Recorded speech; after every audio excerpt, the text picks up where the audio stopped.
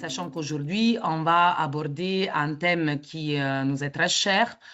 C'est l'incontournable en fait de la culture du risque, c'est-à-dire le dispositif d'événements désirables.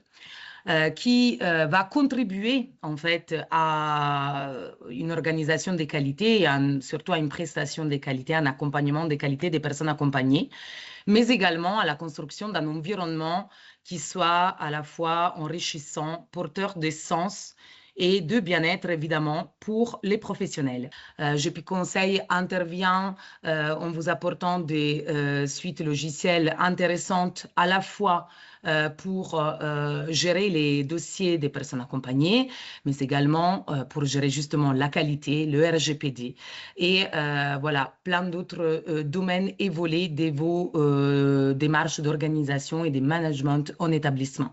Mais c'est également une équipe de consultants comme moi qui vous accompagne sur des audits, des évaluations, mais également des formations sur les thèmes qui sont les plus importants pour le secteur. Aujourd'hui, nous allons aborder le thème des événements désirables sous un angle voilà, qui est un petit peu particulier, celui que nous avons choisi. Alors, je suis accompagnée d'Xavier Guillot qui fait partie de l'association Adèle des Globitz, que je laisserai présenter dans quelques instants, mais et que, comme vous le savez, du coup, va enrichir avec une expérience, une expertise des terrains, avec son témoignage, en tout cas, de là où il se trouve aujourd'hui, pour nous éclairer sur certaines pratiques. L'angle d'attaque qu'on a voulu privilégier avec Xavier, c'est donc de traiter les événements désirables par rapport aux conditions et aux pratiques, à l'accompagnement qui va favoriser son appropriation sur les terrains.